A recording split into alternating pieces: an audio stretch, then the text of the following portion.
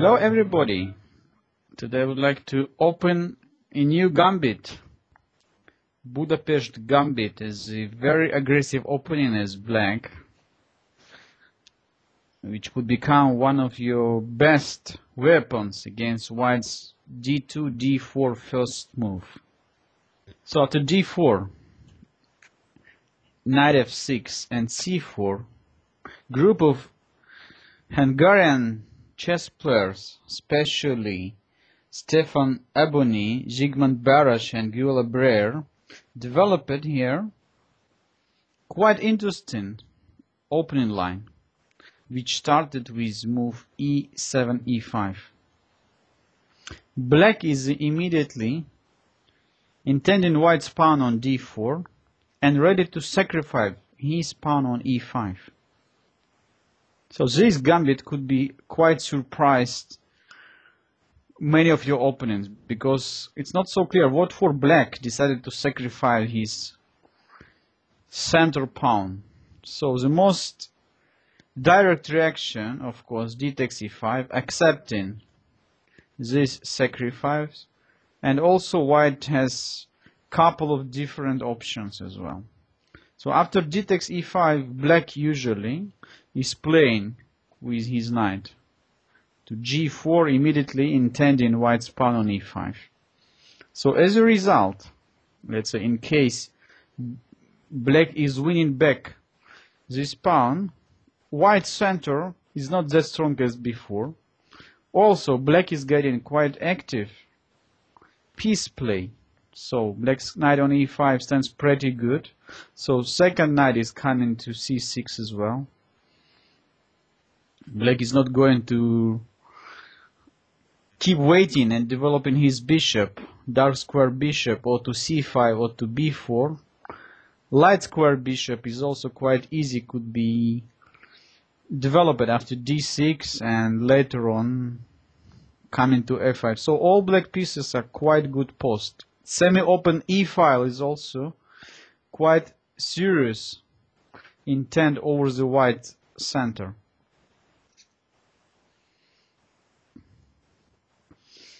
So let's first of all examine white's different options in this situation. So because, as I said, d takes e5 is the main opportunity, but also many of your opponents could decide, okay, something surprising is coming along, so just let's play something similar like d4, d5, locking the center.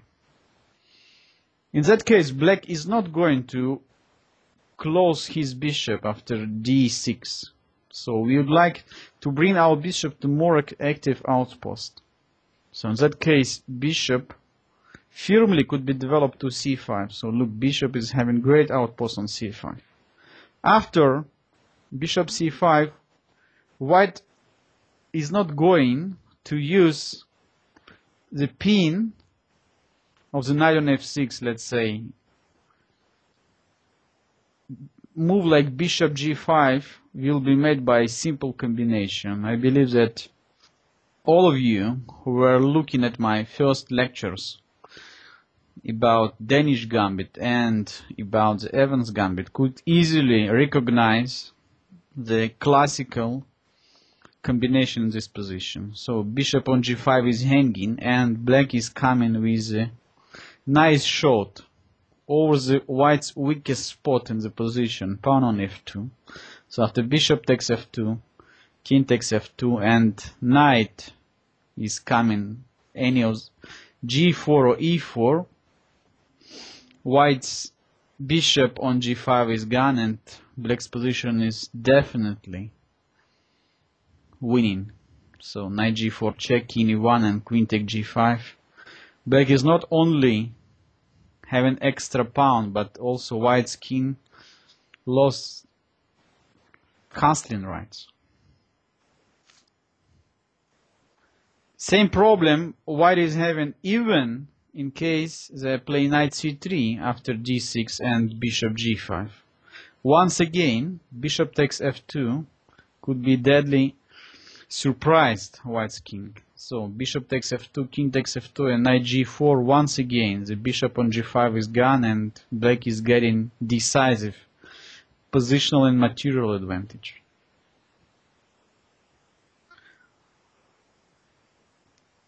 In case white is developing knight f3, and after d6, once again trying to play bishop g5. Doesn't work at all.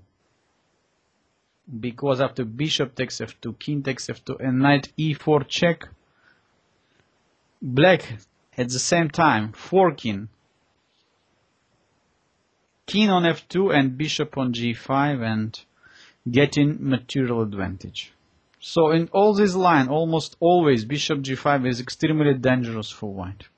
So what white has to do in that case, then bishop cannot be developed on g5. So white has to play very passively. What does it mean? That white has to play something like e3, but not many players would love getting such a passive position in the opening. So that's why this structure is quite favorite for black. So after, let's say, short castling, bishop e2, black is just finishing his development with move like knight bd7, and after short castling, pushing his f pawn. Let's say I could play knight e8, and after knight c3, f5, black's position is slightly better already. Black is having very good prospects on the king side. So d5 is not so great in this situation, as we see now, because black's bishop immediately gets very strong outpost on c5, and this is completely destroying white's normal development.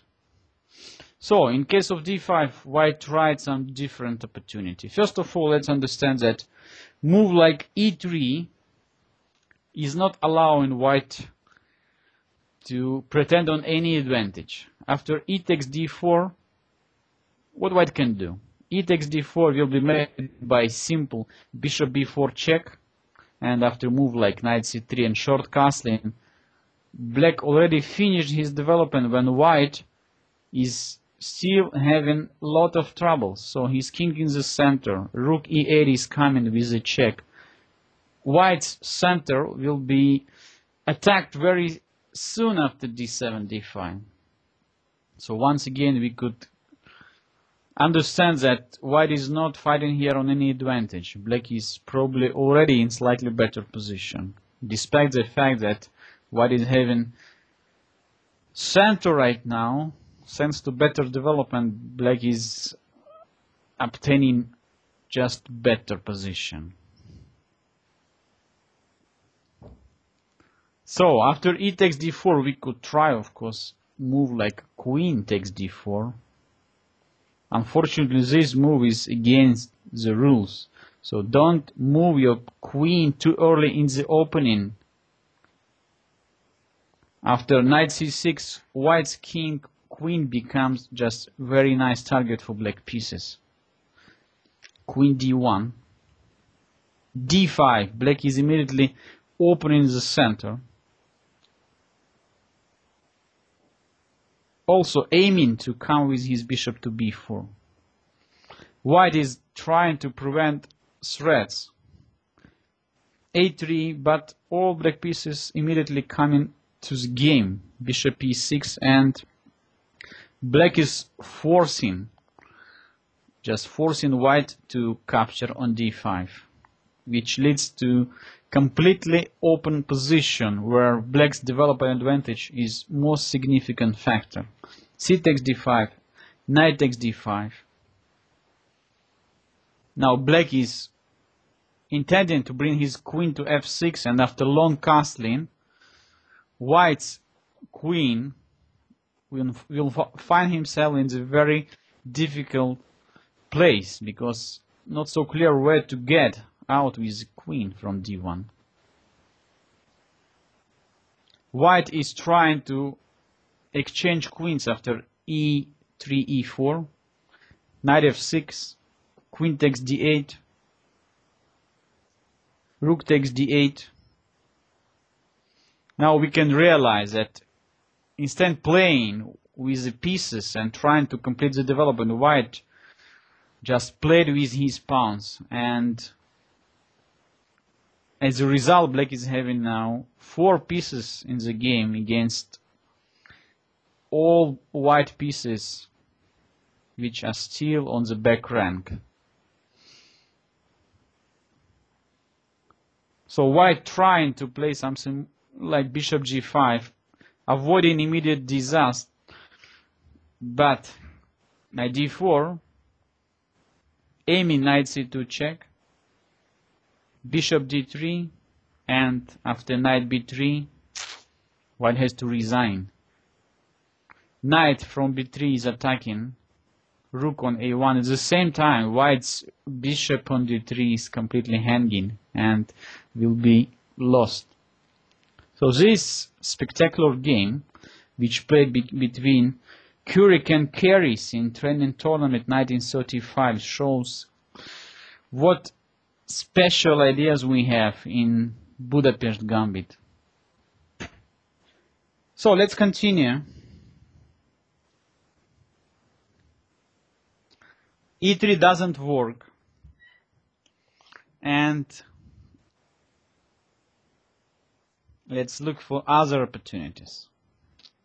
So we just saw that after d4, d5, bishop c5 is very nice position for black. e3, it will be met by e takes d4. Move like knight c3 also doesn't solve any problem, because after e takes d4, once again white has to move his queen. Let's say queen takes d4, and after knight c6, black is gaining extra tempo. So white's queen has to go home. Let's say queen d2 or queen d1, and in that case move like bishop b4, fighting for the center squares, intending knight on c3, and also d7, d5. Look, we just started to play the opening line, and already black is having 3 pieces development when white is not getting any control over the center square. So all d5 and e4 squares and the black's hands. So white immediately lost his advantage. So in that case we came to conclusion that probably the only try for white fighting for advantage is to accept the sacrifice on e5. So let's back to the critical position after d takes e5. So funny enough that this position after d takes e5 for the first known game happened in Budapest 1896. This was a game between Adler and Marazzi, and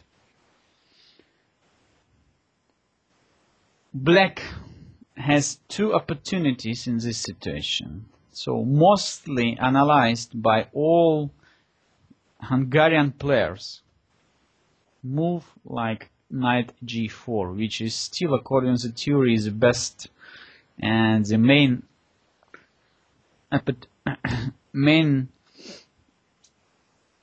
continuation. So intending immediately knight takes e5. Indeed, later on in late 20s were found additional move, additional option for black, just to play knight e4. This is extremely sharp continuation when black is offering complete, I would say, unbalanced game for white. So in that situation white is having extra pawn, and black is not intending to win back this pawn, but black is trying to use the aggressive position of his knight in the center for creating the strong attack over the white's king. So in our 3rd lecture I would like to pay your attention to this knight e4 continuation. But our first 2 lectures will be based on standard and classical way knight g4. After knight g4, white is having plenty of moves. First of all, let's understand that it's not so great to play f4. So white is trying to get control over the e5 pawn, but in that case, let's say after bishop c5, black is immediately intending all dark squares.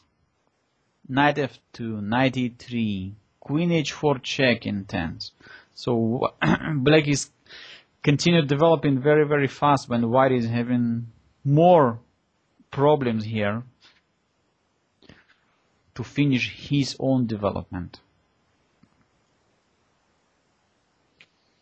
In some game happened move like queen d4, which is, I would say, also very aggressive. So after queen d4, white is not just covering the pawn on e5, but also don't forget that knight on g4 has been attacked.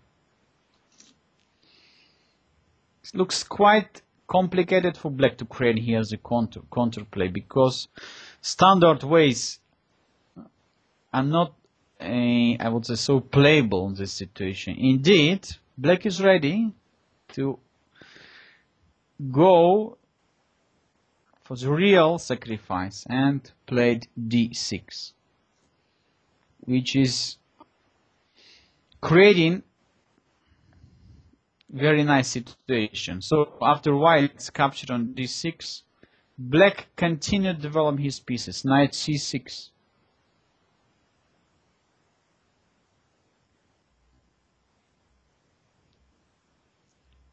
Queen has to go, queen d1, and after bishop takes d6, we can reassess the situation. So black is having 3 pieces in the game, and for white it's not so easy to play now. Let's say move like knight f3 will be made by standard and classical combination, once again over the white's weakest spot, pawn on f2. So black is playing, look at that, knight takes f2, wow. At the same time, attacking the queen and the rook, force white to capture the knight, otherwise rook on h1 is gone without any compensation, and in that case, look at that, the queen on d1 is hanging. So we are coming with a nice shot, bishop g3 check. White has to resign already. H takes g3, queen takes d1, and white is having not enough compensation for his queen. Once again, we see that how important the development here. Black is having pawn down, but because all his pieces already completely developed, and queen is just move away from f6, bishop just move away from getting another great place on f5. So white is having a lot of troubles. So we can try playing something like queen e4 check, but it cannot solve all the problems. Bishop e6. Finally, white is playing knight f3. Queen takes d6. Black is intending to play long castle and to create the threats. Queen d1. Knight c3 is forced. Long castling. e3. At that moment we cannot play queen d1, of course, because knight from c3 is controlling this square. Black is playing knight f6. Now queen c2 will be made by knight b4, so white is getting out with his queen and playing queen b1. Why queen b1? Because already here, queen move like queen h4 will be made by knight b4, and how to stop knight c2? Check. Quite difficult. Let's say move like knight d4, trying to cover the c2 square will be made by simply answer c5, and white is in big trouble.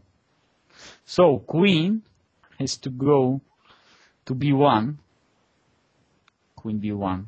But look at that situation. We are just pawn down, but all our pieces development. We finished and castled our king. So only last we have to bring this bishop to the game, bishop from f8, and trying to trap the white's queen to d7. At the same time, we could move queen d7, intending bishop f5 and intending bishop b4. All our pieces ready to fight. Bishop e2, bishop f5. White, we're absolutely sure that bishop f5 doesn't work in this situation because e4. Indeed, after knight takes e4, knight takes e4, and bishop b4 check. Wow, all black pieces in the game. So black is ready to complete his development after rook to e8, and exactly like many times it happened in the games of greatest players like Anderson and Murphy, black is not counting the sacrifice when opponent's king in the center. So we just continue keeping initiative, develop our pieces, and material doesn't matter so much. The most important is domination of our pieces. After bishop d2, black would play, of course, rook h to e8, and white has no any solution against bishop takes e4. King f1 doesn't solve any problem. Rook come to e8. a3, trying to send away the bishop from b4. Bishop takes e4. Queen a2, and finally, look, all black pieces in the center, centralized. White's king on f1. All white pieces are standing just word. So bishop takes f3 is solving the problem. Now we have two options. First of all, bishop takes f3, rook e1 checkmate. G takes f3, same, check on h3. King g1, and of course we can just capture on e2, but much more brilliant here. Rook d1 check, and after bishop takes d1, rook e1 check. Once again we see that in the Gambit situation, when you get very strong development advantage, it's extremely difficult for your opponent to build the strong defense. So in that case, when you open files in the center, when you bring all your pieces to the game and start creating threats over the weakest spots in your opponent's position, it's extremely difficult for your opponent to stop your attack, like it happened in that game. So after, if you queen d4 tries, once again what I'm saying, that after few tries like queen d4 or f4, white came to conclusion that it's not possible to keep this pawn so easily, and white started to look for more classical ways. So at the same time, trying to complete his development and maybe making some trouble for black to win back the pawn. So for this intent, white is having two options. Option number one is to bring the bishop to f4.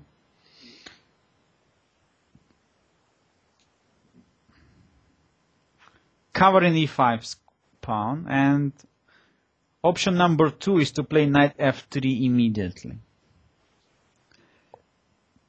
First of all, I would like you to get more familiar with the bishop f4 line.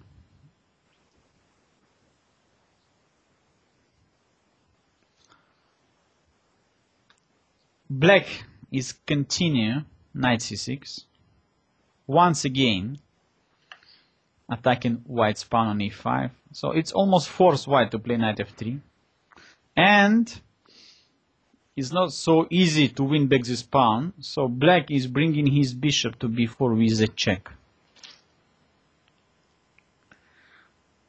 White has two interesting opportunities. One is knight c3.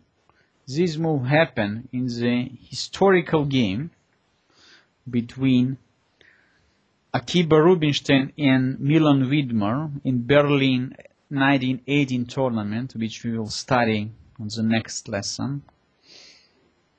And the classical move knight bd2. So in that case, white is trying to win this bishop on b4 after a2, a3, even allowing black to win back this pawn on e5. So after queen e7, this is the most natural continuation.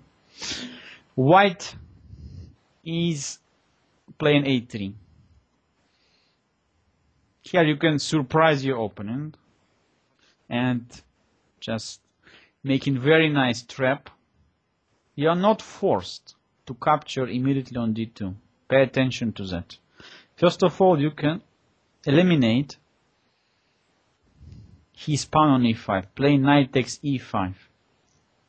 From the first sign, it looks like white could just capture black's bishop on b4. Unfortunately for white, this is the most famous trap in chess history and happened in more than 30 games which played with this line. So a takes b4 move will be made by knight d3, smothered mate. Look at that. White's pawn cannot capture on g3 because it's pinned by black's queen on e7. So nice mating pattern. Knight d3 check. So this position happened in many games, and as I said before, it's one of the most famous traps in the chess history.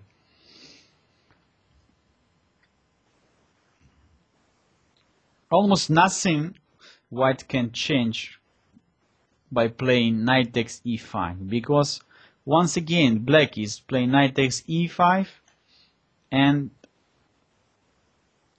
white, even in this position, cannot capture on b4 because knight d3 check and mate.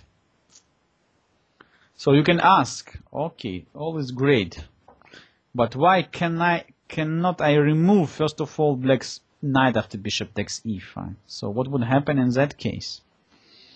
So bishop takes e5 is quite okay move, of course, but black is immediately playing bishop takes d2 with the check.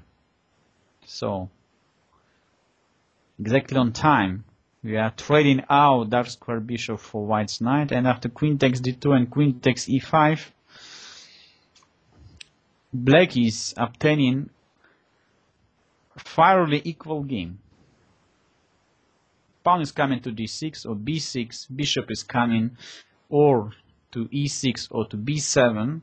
So white is not having any advantage in the center. Black is having very good placed queen in the center on e5. Short castling, material equal, black is fine. So nice to solve all the problems. The best continuation, of course, for white here is to play something different, to play e3. And in that case, black is forced already to capture on d2, and after queen takes d2 and d6, bishop e2, short castling, and b6, his position is only slightly worse. So bishop is coming to b7, then maybe black is playing a5. White is of course having two bishops, but position is quite closed, and it's not so easy for white to open it. And as we know, only in open situation, two bishops is a significant advantage. So that is the main idea of bishop f4 line.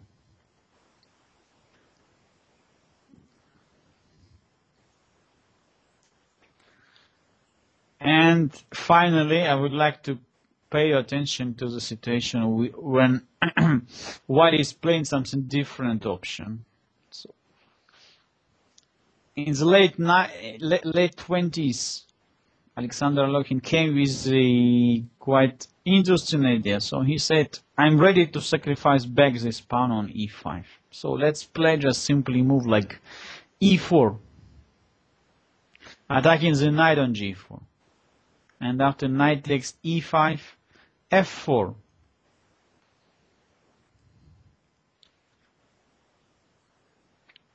Knight can go to g6 or to c6, let's say knight c6, and after knight f3, we come to the very complicated situation. So look, white is having 3 pawns in the center, all controlling everything, but black is having quite nice piece play.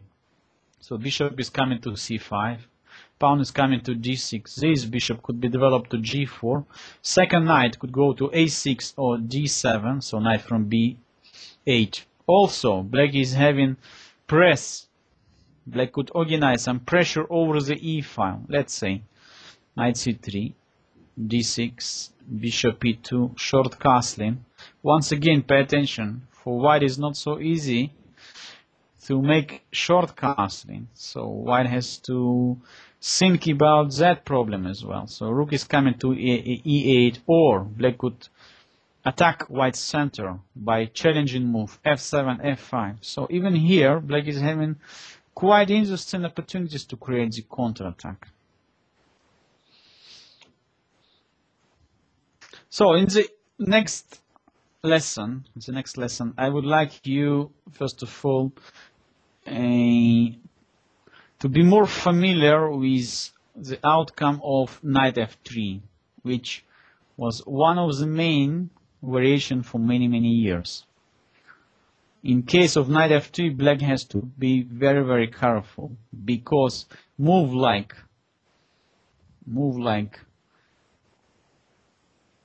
bishop b4 is not solving any problem, since bishop d2, bishop takes d2, and queen takes d2, still very difficult for black to win this pawn back.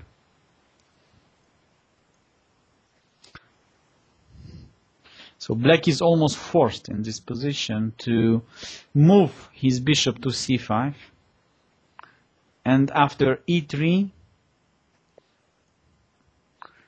white's bishop is not going to be developed on f4 anymore, create the pressure over the pawn on e5, knight c6. Okay, so with that position, we are going to continue our next lesson. So thanks for watching the first part of the Budapest Gambit, and follow me on the second lecture about this quite interesting and spectacular Budapest Gambit series. Thanks, and see you next time.